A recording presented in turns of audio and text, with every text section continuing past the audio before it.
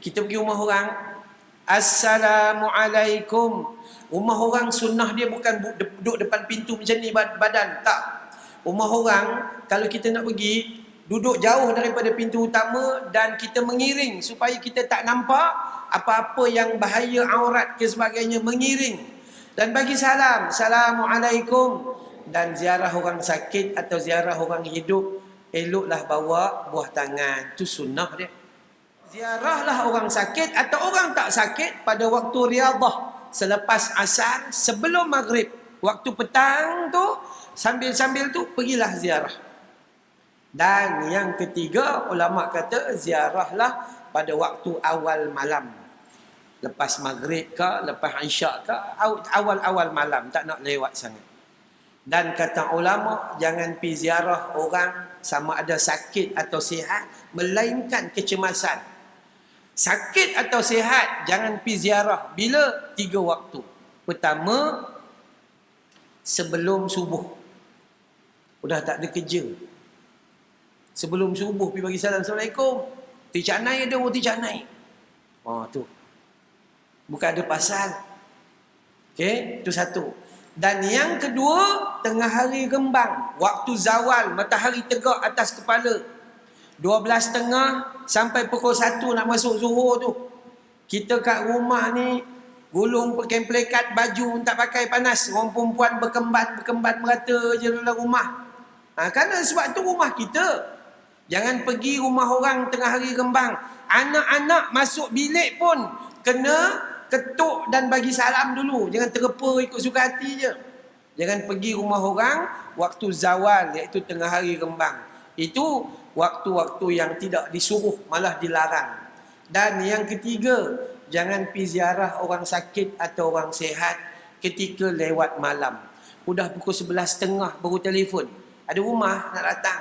Tengoklah apa, cok kodok ke, kopi O cap gantang ke, apa-apa je lah. Tu tak boleh. Sebab tu tuan rumah layak untuk tidak menerima tetamu kalau dia tidak bersedia. Kita pergi rumah orang, Assalamualaikum. Rumah orang sunnah dia bukan duduk depan pintu macam ni badan, tak. Rumah orang kalau kita nak pergi, duduk jauh daripada pintu utama dan kita mengiring supaya kita tak nampak apa-apa yang bahaya aurat ke sebagainya, mengiring. Dan bagi salam, Assalamualaikum. Tunggu kejap, mungkin dia dekat dapur kot, daripada dapur nak datang ruang tamu jauh sikit. Lama tak jawab, Assalamualaikum warahmatullahi. Panjang sikit. Tunggu tak jawab juga. Maka tak apa, tunggu kejap. Dah lama tak boleh tak jawab juga. Assalamualaikum warahmatullahi wabarakatuh. Udah macam ceramah. Kan? Tunggu tak jawab juga. Apa artinya? Baliklah. Yang kau pusing pergi pintu belakang kenapa? Tu jadi masalah kita. Balik, tuan rumah tidak bersedia. Tak ada rumah ke? Motosikal ada. Tu. Kan ya? Orang perempuan lagi, dia kona pergi ke pintu belakang, pintu dapur, buka tingkap sikit. Mana tak ada ke? Tak boleh. Tuan rumah layak untuk tidak menerima tetamu pada saat dia tidak bersedia. Pada saat dia ada masalah anak dia. Bercakap dengan bini dia siang malam pagi petang, duk bergaduh itu bergaduh ini, tiba-tiba kita pergi nak minta teh tarik, tak ada harapan. Maka sebab itu ini cerita yang ada pada zaman Nabi. Nabi pergi rumah sahabat, Nabi bagi salam, Assalamualaikum. 3 kali Nabi bagi. Sahabat tu dengar. Masuk kali ketiga bagi, lepas tu tak jawab, Nabi pun pusing nak berjalan balik. Sahabat tu buka pintu, Waalaikumsalam warahmatullahi wabarakatuh ya Rasulullah. Kamu ada ke? Ada. Kenapa tak jawab? Aku rindu mendengar suaramu ya Rasulullah. Aku rindu berulang kali ketika kamu mengucapkan salam, nak aku jawab 2-3 kali, 4-5 kali. Oh, macam tu rupanya. Begitulah keadaan. Maka bagilah salam insya-Allah. Lepas tu ziarah orang sakit ni macam tu, pergi 3 waktu, jangan pergi 3 waktu. Dan ziarah orang sakit atau ziarah orang hidup, eloklah bawa buah tangan. Itu sunnah dia. Sunnah dia. Apa yang ada, kurma boleh. Tapi tengoklah keadaan kalau orang tu sakit kencing manis. Kencing manis dia pun dah tak boleh nak kira kencing manis tu. Test ni, test sampai tak boleh ada nombor lah. Jangan bawa kurma, mati terus orang tua tu.